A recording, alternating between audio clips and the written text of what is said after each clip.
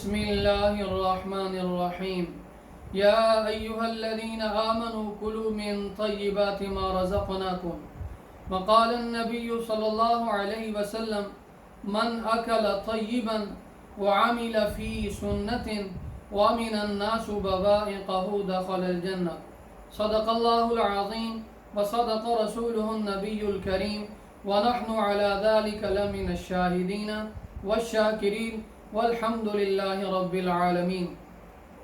حضرت ابو سعید خدری رضی اللہ تعالیٰ عنہ اس روایت کو بیان کرتے ہیں کہ ہم نبی پاک صلی اللہ علیہ وسلم کی محفل میں بیٹھے ہوئے تھے۔ آپ صلی اللہ علیہ وآلہ وسلم نے فرمایا کہ جو آدمی 3 کام کر لے وہ جنت میں داخل ہوگا۔ پہلا کام فرمایا من اکل طیبا، جو شخص حلال کھائے، یعنی اس کا کمانا کھانا پینا یہ سب حلال کا ہو۔ حلال کھانا اس کا حکم قرآن مجید میں اللہ تعالیٰ نے کئی مقامات پر ایمان والوں کو دیا ہے۔ فرمایا یا ایھا الذین آمنوا کلوا من طیبات ما رزقناکم، اے ایمان والو اپنا کھانا پینا حلال کا کرو، حلال کھاؤ۔ اسی طرح آپ صلی اللہ علیہ وسلم نے فرمایا کہ حلال مال کا طلب کرنا یہ دوسرے فرائض کے بعد یہ بھی ایک فرض ہے۔ جس طرح نماز روزہ زکوٰۃ یہ فرض ہے، تو ان فرائض کے بعد یہ بھی فرض ہے کہ آدمی حلال کی طلب کرے۔ آج ہم گلہ کرتے ہیں کہ ہماری دعائیں قبول نہیں ہوتی، تو دعاؤں کے قبول نہ ہونے کی ایک بڑی وجہ جو ہے وہ یہ ہے کہ آج ہم فرق نہیں رکھتے کہ حلال کما رہے ہیں یا حرام کما رہے ہیں۔ ایک حدیث پاک میں آتا ہے، آپ صلی اللہ علیہ وسلم نے فرمایا کہ ایک آدمی بڑے لمبے سفر سے آتا ہے، بڑا میلی کچیلی حالت میں آتا ہے، اور اللہ تعالیٰ سے دعا کے لیے ہاتھ اٹھاتا ہے اور اللہ تعالیٰ کو پکارتا ہے یا رب یا رب یا رب، اللہ کو پکارتا ہے۔ اب اس کا کھانا بھی حرام کا ہے، اس کا پینا بھی حرام کا ہے، اس کا پہننا بھی حرام کا ہے، تو اللہ تعالیٰ اس کی دعا کو کیسے قبول کرے؟ تو معلوم یہ ہوا ہماری دعاؤں کے قبول نہ ہونے کی ایک وجہ ہمارا حرام کھانا ہے۔ تو حرام کھانے کی وجہ سے اللہ تعالیٰ ہماری دعاؤں کو قبول نہیں کرتا۔ علماء نے لکھا ہے کہ جو آدمی حلال نہیں کھاتا، حرام کھاتا ہے، تو اس کے اعضاء ہمیشہ نافرمانی میں لگتے ہیں، وہ ہمیشہ گناہ والے ہی عمل کرتا ہے۔ دوسرا عمل نبی پاک صلی اللہ علیہ وسلم نے فرمایا کہ وہ وَعَمِلَ فِي سُنَّةٍ، وہ آدمی سنت کے مطابق عمل کرتا ہے۔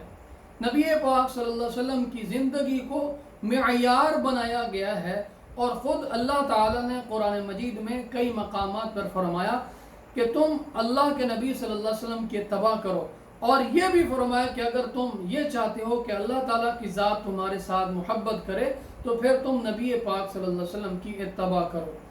نبی پاک صلی اللہ علیہ وسلم کی سنت پر عمل کرنے کے یوں تو بہت بڑے فوائد ہیں، اس سے بڑا اور فائدہ کیا ہوگا کہ نبی پاک صلی اللہ علیہ وسلم کی محبت اور صلی اللہ علیہ وسلم کی شفاعت ہمیں نصیب ہوگی۔ علماء نے لکھا ہے، بلکہ حدیث پاک ہے، آپ صلی اللہ علیہ وسلم نے فرمایا کہ جو آدمی سنت پر عمل کرتا ہے تو اس کو 4 فائدے حاصل ہوتے ہیں۔ سنت پر عمل کرنے والے کی محبت جو ہے وہ نیک لوگوں کے دلوں میں اللہ تعالیٰ بٹھا دیتا ہے، نیک لوگوں کے دلوں میں اس سنت پر عمل کرنے والے کی محبت بیٹھ جاتی ہے۔ دوسرا وَالْحَيْبَةُ فِي قُلُوبِ الْفَجَرَةِ، جو گناہگار فاسق لوگ ہیں ان کے دلوں میں اس سنت پر عمل کرنے والے کا دبدبہ روب بیٹھ جاتا ہے۔ تیسرا فائدہ یہ فرمایا وَالسَّعَةُ فِي الرِّزْقِ، اللہ تعالیٰ اس سنت پر عمل کرنے والے کے رزق میں اللہ تعالیٰ برکت دے دیتے ہیں۔ وَالصُّلْبَةُ فِي الدِّينِ، اور چوتھا فائدہ یہ ہے کہ آدمی یہ دین میں مضبوط ہو جاتا ہے۔ تو 4 فائدے سنت پر عمل کرنے والے کو ہوتے ہیں۔ تیسرا عمل فرمایا، تیسرا کام کہ وَمِنَ النَّاسُ بَوَائِقَهُ، کہ جس کے شر سے اس کا ہمسایہ محفوظ ہے، لوگ محفوظ ہیں، تو یہ آدمی جنت میں داخل ہوگا۔ بلکہ ایمان والے کی، مسلمان کی علامت بتلائی ہے کہ مسلمان کامل کون ہے۔ کامل مسلمان کی علامت یہ بتلائی ہے کہ جس کی زبان ہاتھ سے دوسرا مسلمان محفوظ ہے تو وہ کامل مومن ہے۔ المسلم من سلم المسلمون من لسانی و یدی، تو یہ 3 لوگ، حلال کھانے والا، سنت پر عمل کرنے والا اور کسی کو تکلیف نہ دینے والا، یہ 3 کام کرنے والا نبی پاک صلی اللہ علیہ وسلم نے فرمایا کہ جنت میں جائے گا۔